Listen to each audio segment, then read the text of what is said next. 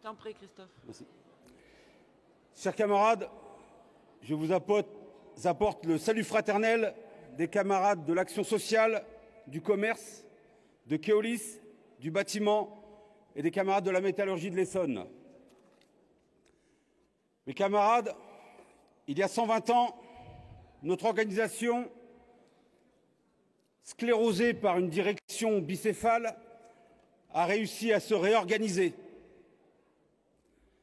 Depuis, notre organisation a su fonctionner par des équilibres entre les fédérations et les unions départementales. C'est ce maillage qui nous a permis de gagner les congés payés, les 8 heures, la sécurité sociale, l'assurance chômage. Toutes ces conquêtes ont été obtenues grâce à notre organisation, la CGTFO, par son indépendance vis-à-vis des religions, du patronat et des partis politiques. La charte d'Amiens. Nous sommes plus de 3000 réunis ensemble pour débattre dans le cadre des mandats. L'annonce tardive du départ de notre camarade Yves ne nous aura pas facilité la tâche. Rien d'étonnant d'avoir 2 candidats au regard des délais, et ça n'est pas grave. On n'appelle pas cela une aventure personnelle, mais la démocratie. Tout comme toute élection qui auront lieu, il n'y a pas de bonne chance qui tiennent, mais des débats et des mandats. Et j'espère que les choix se feront sur la confrontation des idées. Aujourd'hui, les attaques, comme jamais, ont dirigé exclusivement contre nos intérêts par le gouvernement. Nous devons être à la hauteur. Notre indépendance totale vis-à-vis de l'État, du patronat et des partis politiques et des églises exige l'abrogation des lois liberticides. Condamnons les guerres qui sévissent en Ukraine et ailleurs. La guerre, c'est le massacre de gens qui ne se connaissent pas au profit de gens qui se connaissent et qui ne se massacrent pas. Paul Valéry. C'est la classe ouvrière qui paie la note par son sang et l'austérité.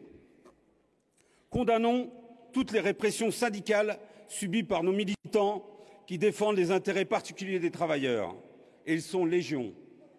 En ce moment, on a 4 camarades des transports en commun qui sont passés soit devant l'inspection du travail, soit devant des tribunaux pour les faire virer. Ils ont un défaut, c'est qu'ils le revendiquent. Ils ont gagné. Les entreprises font appel en rajoutant des petits détails qui n'ont rien à voir avec le dossier premier.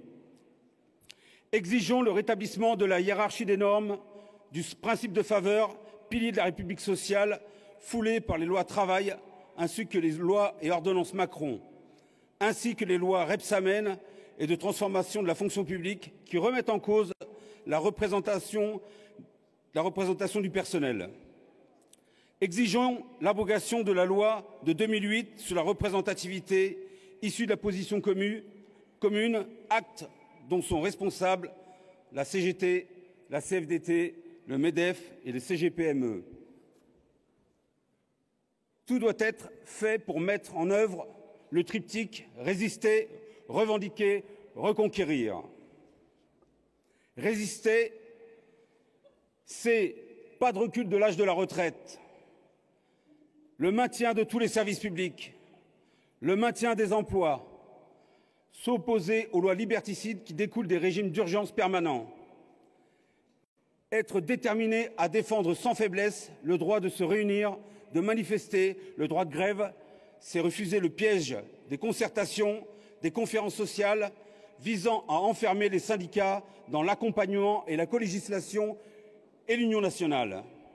C'est aussi soutenir toutes les mobilisations en cours et à venir.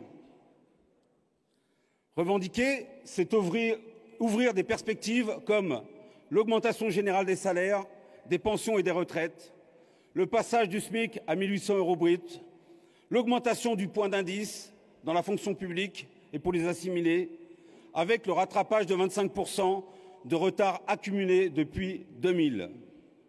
C'est aussi les 183 € pour tous les salariés du secteur médico-social, dans le public comme dans le privé.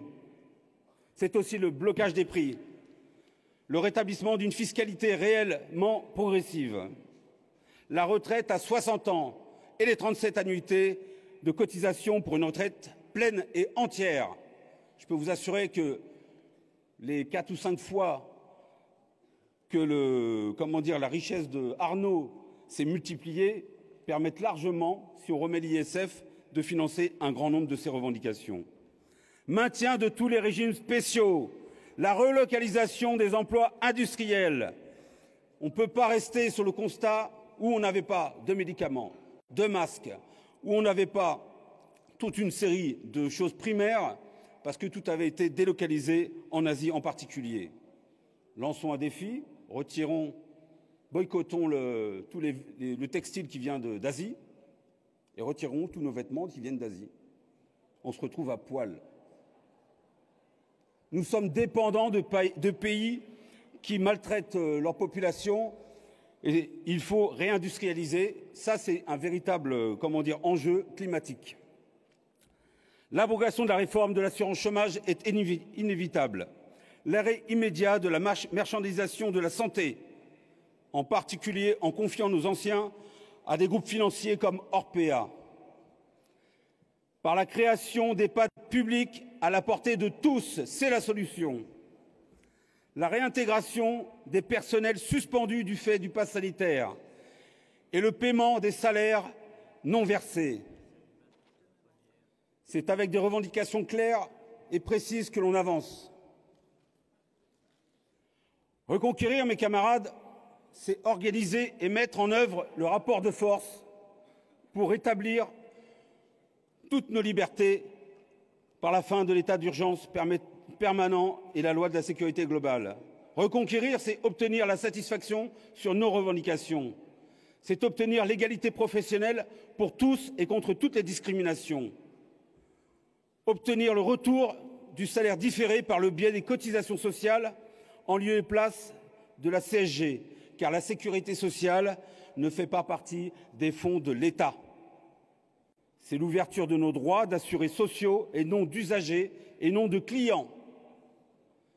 Les fonds de l'État, c'est les propos du gouvernement. Ils estiment que notre argent, notre salaire différé, leur appartient. À quand le financement de la guerre avec nos cotisations sociales? Tu dois conclure, s'il te plaît, Christophe. Obtenir le retour des prérogatives de gestion des carrières des élus, des personnels par les CAP dans la fonction publique. Obtenir le retour des instances du personnel, en priorité CHSCT, avec toutes ses prérogatives. Obtenir la réouverture des lits dans les hôpitaux et les recrutements de personnel hospitalier. Obtenir les moyens nécessaires au bon fonctionnement de nos bourses du travail en Essonne et ailleurs. On peut se féliciter, en tout cas c'est ce que je fais pour la réunion de tous nos syndicats aujourd'hui représentés. Nous sommes plus d'une dizaine en tout cas de l'Essonne à État-Rouen pour construire des orientations de combat à la hauteur des attaques en cours et annoncées. Résister, revendiquer, reconquérir, c'est ensemble que nous y arriverons. Christophe, conclue, s'il te plaît. C'est ma conclusion, ma camarade. Oui à l'unité de l'organisation, non à l'unicité. Nous sommes pluriels et ça se respecte. Vive la CGT Force ouvrière. Merci mes camarades.